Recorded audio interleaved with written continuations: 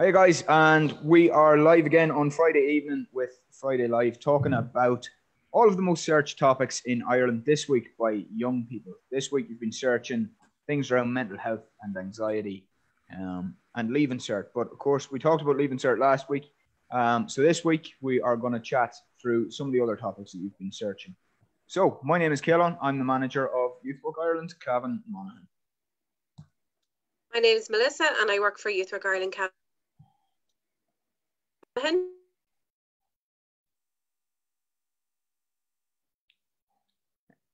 Anyone else want to introduce themselves? I will. Karen was supposed to, but she can't. Sorry.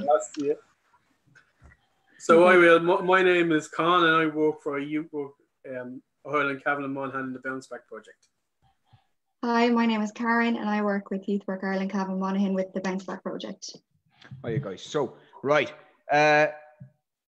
Let's just get started. A lot of young people this week talking about anxiety, talking about depression. These are not things that only young people are talking about either. You know, everyone is sort of feeling the pinch of COVID and lockdown, I think, at this stage. But we do have a lot of stuff. So we got a question in this week from a fifth year who feels anxious all the time.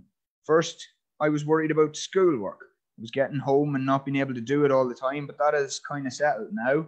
Now I'm wondering, will I be able to get back into activities and sports that I do? I'm worried about my grandparents and something happening to them. And ever since the new phase where we can go outside, I've been feeling really weird. I'm really anxious about going back to school and going into sixth year. And it just keeps going round and round in my head, but it's going nowhere because of no one to talk to. And I know sometimes I do get anxious and I do get panicky. So we'll throw that to yourself first, Melissa. There's a lot in that.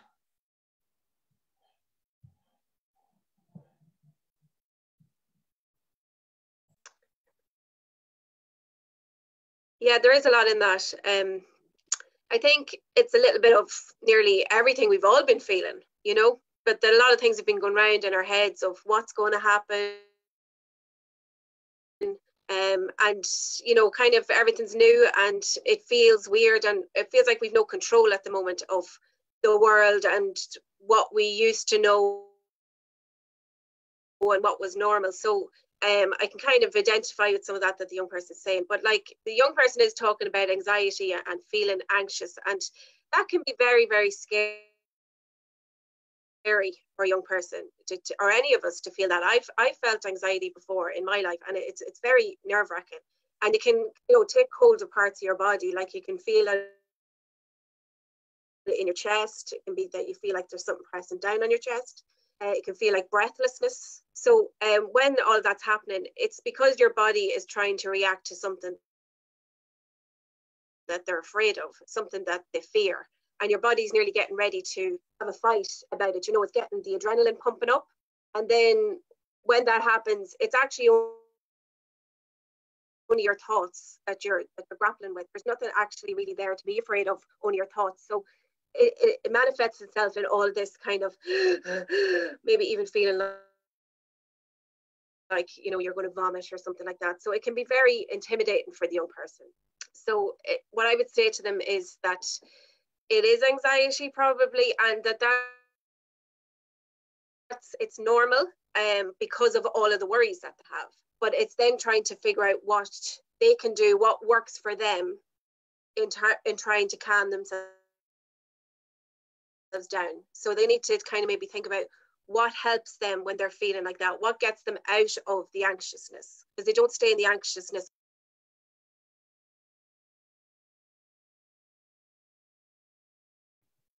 Okay, so yeah, I think you're right. Like anxiety is an incredibly common sort of thing that crops up time and time again and is experienced by so many people at different stages of their life.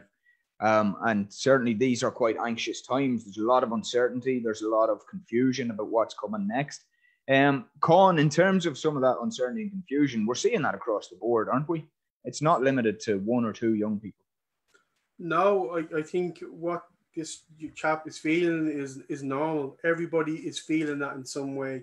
The problem is this, what's happened to us is amplifying a lot of these feelings. And everybody's having them. It's just the way we cope different ways. What I would say to him is there's a lot of going on there. There really is a lot of going there. How I would say it can cope a little better if he breaks it down to each different section. The problem is when there's a mountain of things on you, you get very anxious. Try and break it down. What's some kind of solution for some of the things, and break it down to different sections, because there's a lot of things. And as we talk about this all the time, it's about self-care. The problem is you're at home and you're feeling this, get out, go for a walk, play a video game, do something else, because it can all come down on you very easy. I know myself, I've been feeling it sometimes. I've been very anxious and what's going to happen in the future. The uncertainty is there for everybody, just not him. And I suppose that's what he needs to realize. Everybody is in this boat. Everybody is feeling these feelings, but we're just coping them with in a different way. He has to just decompartmentalize and put them in different things and get space away from it.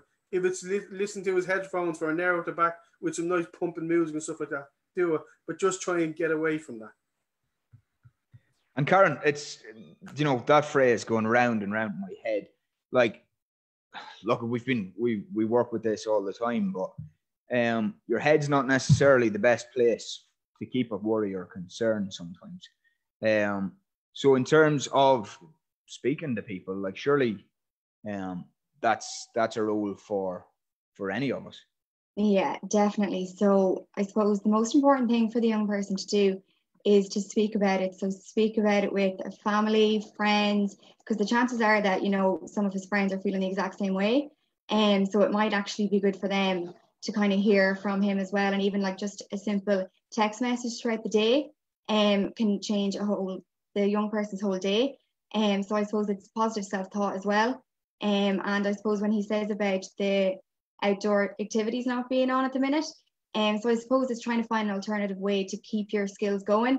So maybe, if you were to link up with some of your teammates through Zoom and just kind of have a kickabout that way, socially distancing, can even just boost the mood and then help, going along with that sort of issue anyway. Yeah, absolutely. And I did briefly share a poster which I've now managed to close down on us. But there's so many agencies still there in Cavan Monaghan at the moment. Obviously, Youth Work Ireland are there, but we're all working so closely together. And there's several pieces out there. We'll be sharing some more posters and stuff on our social media after this. Okay, so anxiety, one of the big talking points this week, and I'd imagine it's going to crop up through some of the other stuff that we're talking about as well. So we'll hit the next. We've got a couple of questions, so we'll see if it comes up again under those.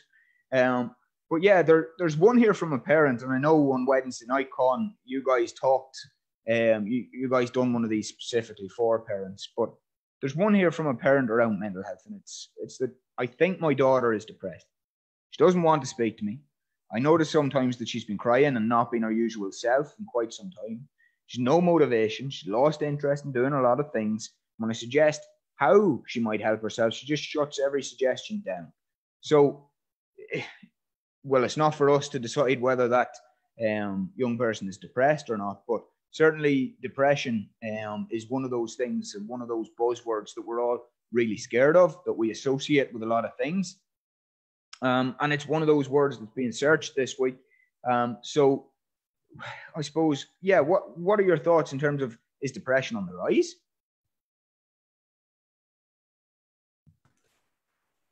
Well, I don't know if it's depression. It's not multi-diagnosed what depression is, because real depression, I suppose, is like physical health, your mental health, and you can't fix on your own. If she has depression, look for help, look for outside thing, have a chat with her and see, and she'll be honest with it. She'll be honest if that's what she's suffering. If it's just because she's no motivation, well, then that's up to you as a parent to motivate her, do things she likes, try and get her engaged. To me, being a parent is about finding the balance. You know what I mean? About finding the balance of what they want to do and what you want to do, and somewhere in the middle you meet there. So if she has depression, you need to get help for her. If it's just motivation, you try and talk to her. Or if there's someone else in the house and she won't talk to you, maybe get them to talk to her and use that ally in between the two of you and then the negotiation. Because I know sometimes in houses there is a personality clash. Because maybe that is maybe get someone else to speak to her. And the other side of it is, it's not necessarily always just it's not your responsibility as a parent maybe to be everything. You can't be all things to all people all the time. And for parents, there's probably an important element of giving yourself a little break at the moment, because you've transitioned from being a parent to being an educator, a motivator, a life coach, all these things all at once with COVID and with lockdown, with schools closing. So I think there's an important element of looking out for yourself as a parent at this time as well. But certainly in terms of avenues for support, Melissa, in terms of where that daughter could be signposted to, but also maybe there's there's an importance on parental self-care as well, surely. Yeah, I think, as you were saying, there is a lot of support in Cavan Monaghan, even through what we're going through at the moment. We are ourselves in our service, we're available to young people as a support, and then we can also link them on to other agencies like the ISPCC, and there's Cavan Rainbow Youth, and there's a lot of services still working there that it might be through phone or through video calls that they can do that. And I think there was an important point that you're picking up there of like the parent can't do everything. And I know even I do counselling part-time, and when somebody's coming, they actually want to talk to somebody that's not part of their circle, because they might be worrying parent, and they don't want to share all that they need to share with parent. Or even, if you talk to your own family, you nearly know what each person's response to whatever you're going to say is. Your mom is going to say this to you, your dad's going to say this to you, and you need somebody kind of on the outside to be a bit more objective and give you that support. But I also just wanted to say around, there's depression, as in it's a word that we kind of bandy around, and obviously, you can be diagnosed with clinical depression, but in terms of just using the depressed as in we feel in a low mood, I just want to say that everybody in their lifetime and over a couple of phases in their lifetime are going to feel depressed, and that's actually normal. And a lot of people, again, coming in and talking to us, they kind of say, am I mad? Because we don't talk about it. But everybody in their lifetime feels depressed or feels in a low mood. And that's actually normal, because we can't all be happy all the time. There's circumstances and there's things that happen in our life that make us feel low, and that's okay. And we'll get through it, but it's to recognize that it's okay to say I'm feeling low at the moment. Yeah, and look, as you say so correctly, there's so many services out there to support this sort of thing. Obviously, just was the last week, the week before, we had what I thought was one of the most moving sort of darkness into lights in aid of Pieta House that we've seen in years, where it was a lot of people showing how much they value the work of Pieta House. But here in Cavan Monaghan, we're very, very lucky. We have so many services. We have SOSAD, we have Pieta now. We have all different, the FRCs, as you said, Childline are there for children, teen lines there. So we're very, very lucky to have the abundance of services we do. And that poster I showed a few minutes ago, I will put up again at the end just to show some of the services that are still active. But Karen, it's depression, as Melissa says, is a word we bandy around. And, it's natural that we all have highs and lows. We all have ups and downs. We all have good days and bad days. That's normal, isn't it? Yeah, absolutely. It's normal, and especially in this situation, we are all going to have bad days and we're all going to have good days. But I suppose the most important thing is to find some way of dealing with the feelings that you're feeling. So if you are having a bad day, going for a walk, going for a run, watching your favorite movie while having a cup of tea, baking, anything like that can really boost your mood. And then, maybe the next day you'll have a little bit of a better day. But it's trying to identify what can make you feel better in the short term that will then hopefully help you then in the long term. And we all have different things that make us feel better. So just in terms of, look, let's have a chat around mental health, because, there's a lot of stuff around, oh, this is good for your mental health and that's good for your mental health. But the vast reality is it's a very personal and individual thing. What's good for your mental health is actually somewhat more ethereal than what's good for your physical health, in that, you know, we know that eating well, riding a bike, stuff like that, those things can be good for your physical health. For your mental health, sometimes it can be a lot more personal, but I suppose maybe I'm wrong on that. Maybe it's not that different, Con, in terms of, so for some people riding a bike works for them, for other people swimming works for them. For mental health, everyone has different things, don't they? Yeah, and you know where your happy space is, or wherever, or where you need to go to. Sometimes you need to be on your own. You need to be on with yourself.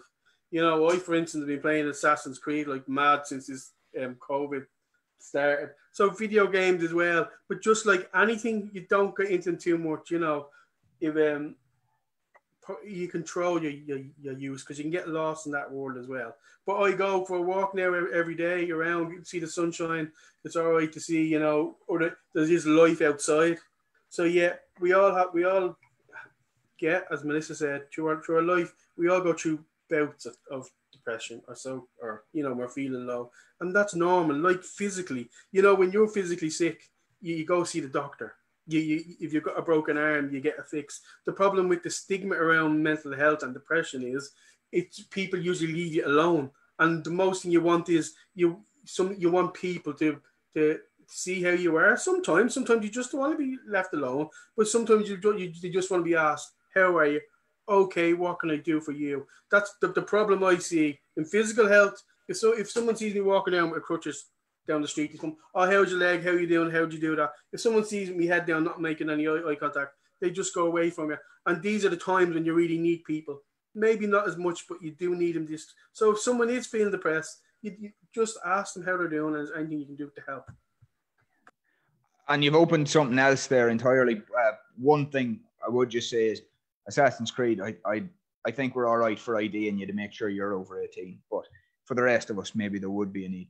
But no, look, you're right in that there are scary words associated with these things, and people are scared of addressing some of it. So I think that's something we should come back to as well, if we get a couple of minutes towards the end. But there's something maybe even within that around like mental health, Melissa. I often, when I used to do workshops and stuff around mental health, I'd always start with the Jenga tower.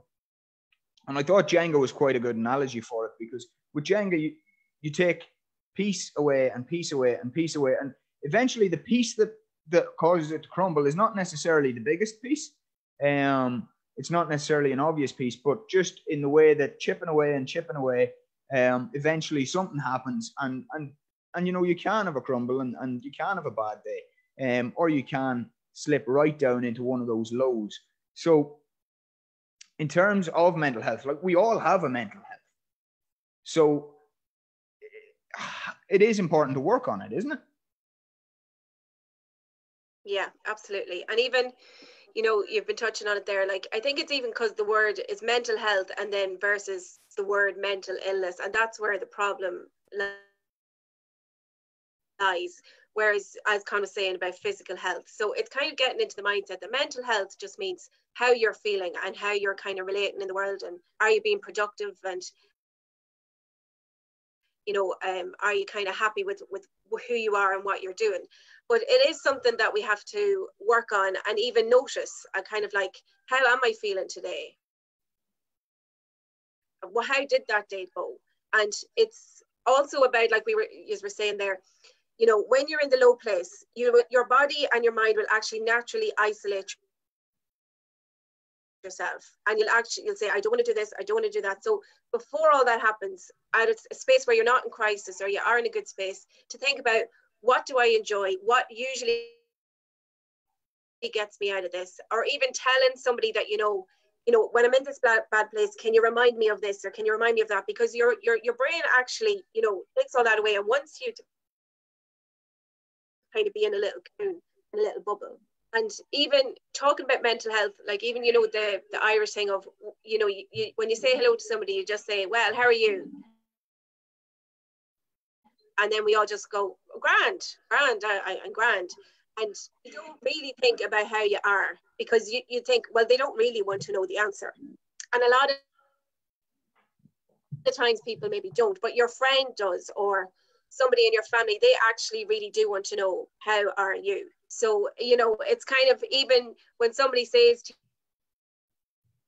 you, oh, I'm grand, you know, kind of picking the nice quiet time, or the little, you know, bit after dinner or whatever, to say, no, really, how are you? Really, how are things?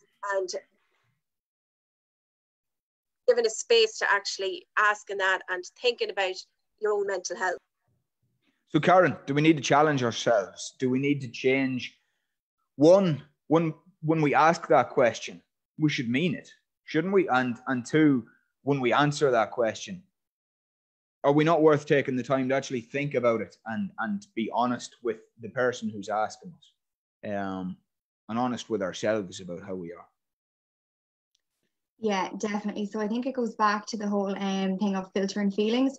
So I suppose we're kind of in a world where we do just ask how we are, how people are, just as a conversation starter. Whereas I suppose we need to really just mean it, as you say. So, like, you know, checking in with friends. So if you might have a friend and you might not have spoken to them in a week, and you might have before this spoke to them every day. So you kind of have to sit back and think, okay, well, I wonder, is that person okay? So it's kind of understanding that this is a really tough time. So sending that message, checking in with people. So checking in with, if you have even grandparents, parents, checking in with everybody. It's just really important, because especially in these circumstances, mental health is a big issue. So we need to kind of tackle it head on and be honest with ourselves, and asking how we are, and then asking how our friends and family are as well. And look, Con, you talked a little bit about the scary words there. Some of the language that is almost still taboo, which is crazy, surely. But one of those words that tends to scare us has been coming up a little bit recently, which is suicide. And you know, we tend to think of, when we talk about mental health, I don't know about you guys, I'm sure you do with your groups. When we talk about mental health, I often start with, what words are you thinking when we talk to young people? And we always get, like, there's one or two words that always come up, aren't there? And one of them is 3 letters. What's the word I'm thinking of, Con? Oh, okay. I think Melissa knows. I always seem to get mad. Mad comes up. And I think that's because half of mental health is mental. And people fixate on that little bit of it. But, you know, we do talk about the scary language, and like, we talk about suicide, we talk about committing suicide. And my poor mother's, she has learned her lesson. She never says things like that now, but you know, that's the sort of language we grew up hearing, isn't it? And of course, suicide is, the origins of that comes from the fact that suicide was a crime. It was decriminalized in 1993. But you commit theft or you commit murder, but you don't commit suicide. So why is it still a scary, dirty word, Con?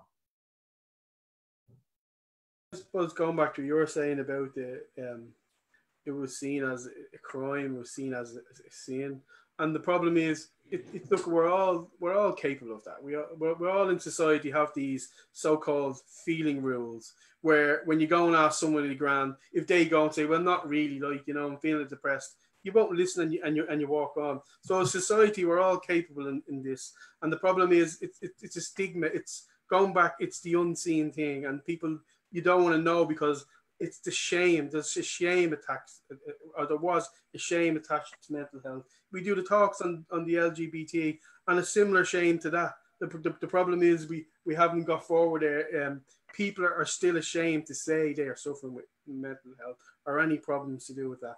And that's the problem. Till we break that, and when we talk about it, and young people come out and say it's normal. Everybody, it's like sexuality. Everybody has a sexuality. Everybody is doing it. There's no shame in it. And as soon as we break down taboos, that's the problem now. It's just the taboos around mental health, that hopefully doing these talks, and young people are more open to it now, that's going to be broken down, because there's no shame in it.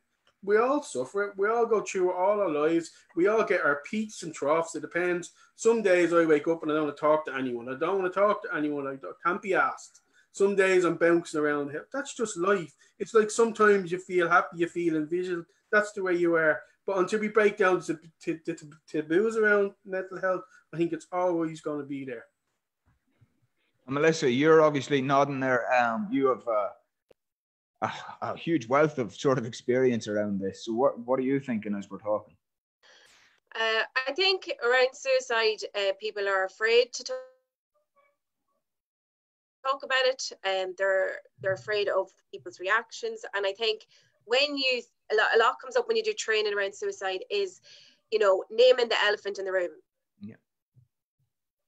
So if you think somebody that might be suicidal, they do encourage you to say to the person, are you feeling suicidal? Are you feeling that low that you're thinking about taking your own life? And people are really, really afraid to do that because they think, oh, if I say that to them, I'm going to put it in their head as like an idea.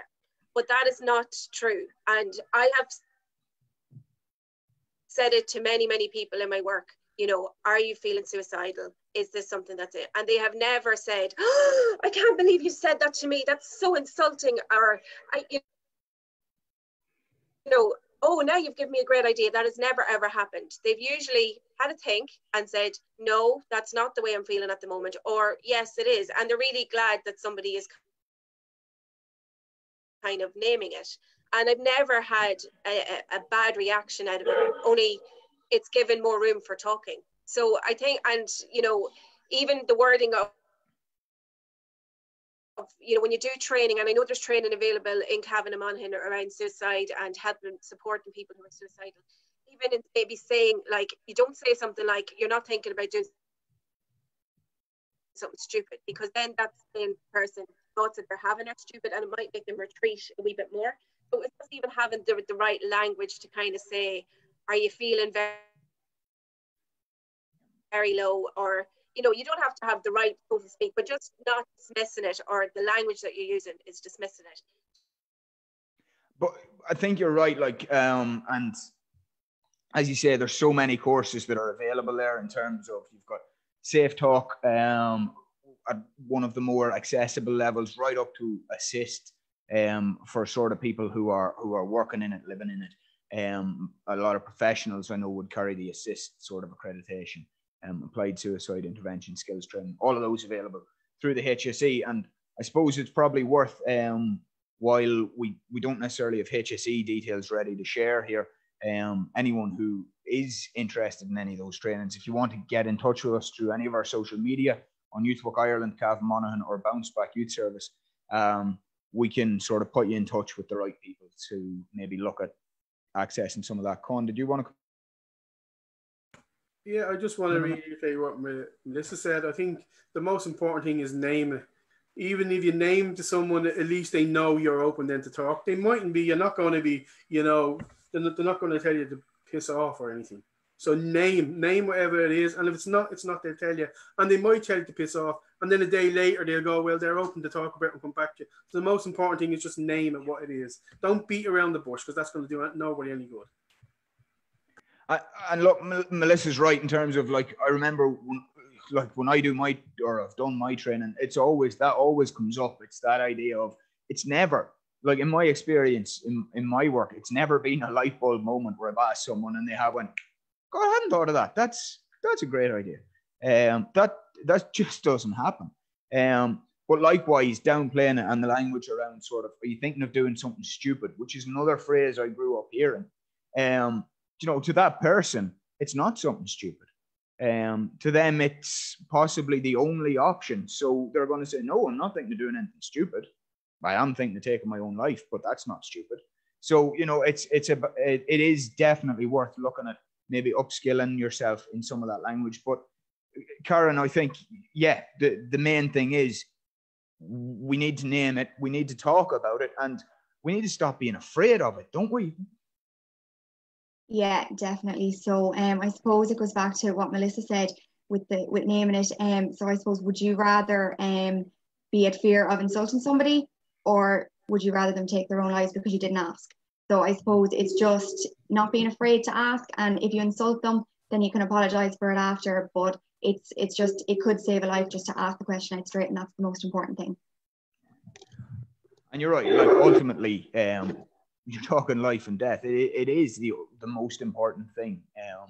But look, we're rapidly running out of time. I want to touch on one last thing that young people are searching this week, which is around struggling. And again, it's very, very much linked to mental health. It's struggling with mental health due to lack of routine and due to not sleeping, irregular sleeping hours. And we've one young person particularly who's saying, I'm not getting to sleep till about 4 a.m. Then I'm sleeping for the next day. My body clock's screwed up, all these kinds of things.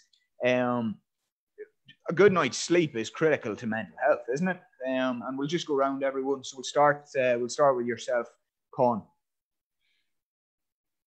Of course, it is. Like, mental health and physical health are closely tied. So if you're not feeling relieved, when you sleep, it gives your brain and your body time to rest and recuperate for the next day. So it's so important. Routine is, and the problem is when you're doing that as well, you do be able to sync with everybody else in the family. So if you're getting up at 4 o'clock in the day and everybody, and they're going to bed, that's going to isolate you more. You know, you're eating at different times and they're going to bed, you're waking up, you're up till 4 or 5 o'clock in the morning when it's dark. That is not good for your mental health. So sleep, eat and drink properly, and sleep is very important for your physical and your mental health. And Karen? Yeah, definitely. So I'd agree with what Con said. You really need to be getting at least 8 hours sleep a day in order to kind of function properly the next day. But I suppose as well, a lot of young people have said to me at the very start when this all happened, how great it was that they could go to bed at 12 o'clock at night and then not wake up till maybe 1 o'clock the next day. However, now they're kind of, the novelty of that is wearing off, and they are finding that it has an effect on their mental health. So I suppose what I've been suggesting them to do is to just get into a routine of going to bed at the exact same time at night and waking up the exact same time in the morning, so that when things do eventually get back to normal, that they'll at least have that to stand by. As well as that, maybe even turning your phone off an hour before you go to bed, because these days social media has such negative things going on with COVID-19. So just to kind of shut your mind from social media and from everything for that hour can be essential in kind of getting a good night's sleep that you need. And finally, Melissa, I know you had a resource you wanted to share, but also just the final word on mental health, anxiety, depression, all of the topics we've talked about today. Oh, I can't have a final word on that. There's too much to say. Well, I suppose, I just wanted to share this. Just hold on. You probably need to unmute your mic there before you share. Yep. Okay. So there's a Facebook page called I Heart CBT, and there's just lots of nice little bits like this. This is around breathing techniques. And there's even just a simple one there around square breathing. So they're all things that are very practical that you can just do while you're sitting somewhere, and just to give those a chance. And as I was saying earlier, just to try new, or I didn't say it earlier, I wanted to say it, is have to try new things. I think it was in that email of like, I'm getting shut down, the mother was getting shut down or something like that. You have to try new things. So even there's different meditation apps that are out there and you're thinking, oh, that's not for me. Sometimes the meditation can be a minute. It doesn't have to be an hour long or anything like that. So just giving something a try to see, is it something that helps you? Because I know there's one called Headspace that you can get, and there's another one called Calm. And I find that if I'm up here and I only do it for 2 or 3 minutes, it brings me back down to here. And it just kind of gives me that little bit of space in my head. And even with the Headspace one, it actually teaches you how to kind of, close out all of the other noises that are around and kind of just teach you what meditation is. And it's very easy and simple to listen to. So I think trying new things is my piece of advice. No, I would agree with you. And you mentioned those apps there. I know there's so many of them. I use Headspace every day. I find it fantastic just to sort of settle myself. I use it at lunchtime. I use it in the evenings. I use it to fall asleep. It's brilliant. I'm just going to share once more before we finish this poster, which is currently circulating all over social media, but it's some of the services still operational and some of the key contact numbers at the moment. And of course, there's ourselves, Youth Work Ireland, Bounce Back at the very top in terms of we are operating from 10 a.m. to 10 p.m. 7 days a week. So you can reach out and contact a youth worker instantly within those times. You can also reach out to Childline if you're under 18, 24 hours a day, 7 days a week, or you can reach out to the emergency services 999 if you or anyone you know is in immediate danger. Okay, I think we are going to leave it there, guys. Thank you very much for joining us, and we will see you Monday evening for the LGBT live stream. So see you then.